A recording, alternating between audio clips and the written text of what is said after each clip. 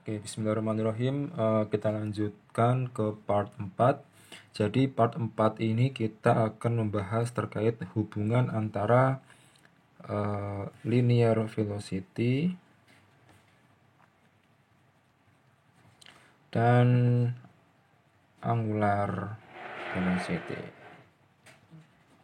Oke, nah hubungan matematisnya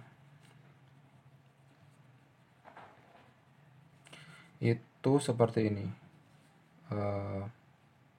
V sama dengan omega dikali R. Nah, apa itu R? R ini adalah jari-jari rotasi atau juga terkadang jari-jari lengan. Nah, untuk mempermudah kita buat gambar ya. Jadi misalnya saya punya, katakanlah ini tuas, ini lantai gitu ya. Di sini ada poros, kemudian ini tuas begitu ya. Kemudian ini kan tuasnya bisa rotasi ya, bisa ke kiri atau ke kanan. Nah, katakanlah dia berrotasi searah jarum jam dengan kecepatan sudut atau angular velocity sebesar katakanlah 2 radian per second begitu ya. Nah, ini titik A, titik B. Nah, panjang lengan itu adalah panjang AB ya, LAB gitu ya. Maka misalnya LAB ini maaf, misalnya AB ini katakanlah 1 meter gitu ya. Berarti di sini 1 meter. Maka linear velocity-nya adalah tinggal dikalikan ya. Omeganya sama dengan 2, kemudian R-nya sama dengan 1. Jawabannya adalah 2 meter per second begitu ya. Nah, velocity ini kan dia besaran vektor ya. Nah, 2 ini adalah nilai ya, nilai dari nilai vektornya. Nah, pertanyaannya adalah arahnya kemana? Gitu ya. Nah, ternyata saya gambarkan lagi ya. Jadi saya cuma mengulang gambar.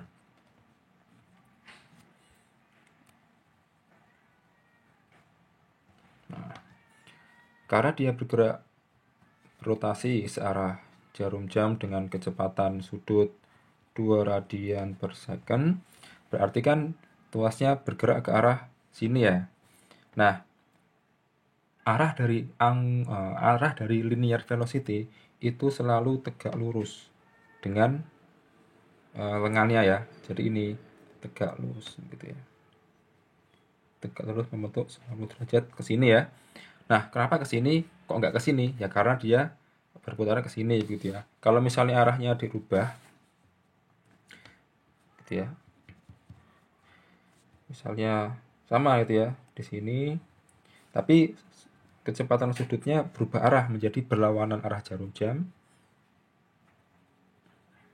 Nah, berarti kemana dia?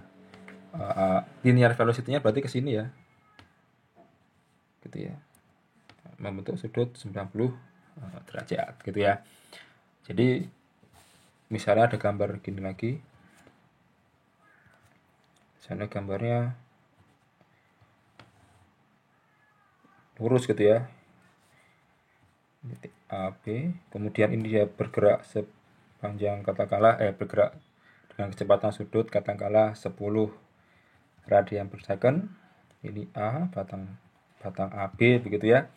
Berarti kemana arah dari linear velocity? Ke sini ya. Gitu ya. Nah, ini membentuk sudut 90. Jadi ini arah V-nya begitu ya. Nah, oke, paham ya? Nah, terus penerusan V-nya gitu ya. Nah, kalau misalnya oke, katakanlah gini aja.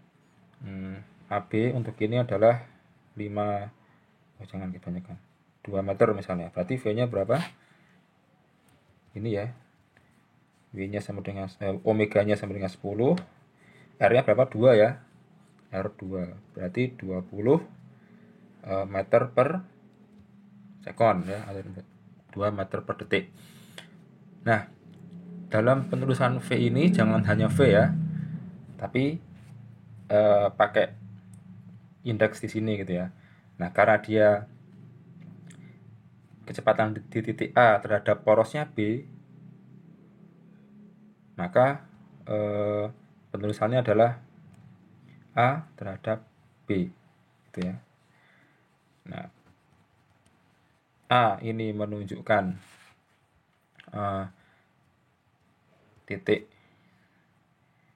kecepatan linearnya, B ini menunjukkan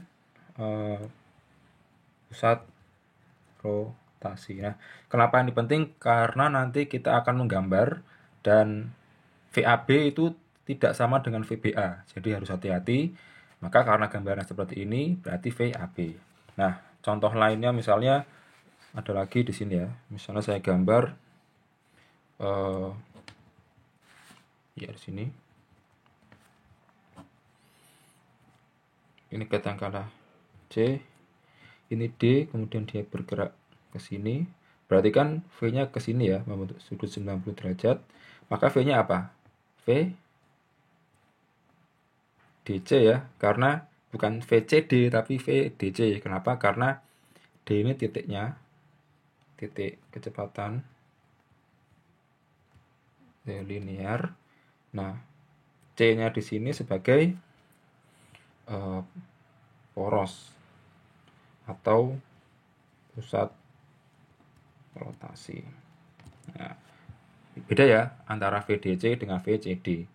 Ya, kalau VCD berarti ini C, ini D. Begitu ya. Oke, ini akhir untuk part 4 dulu. Nanti kita akan lanjutkan ke part 5.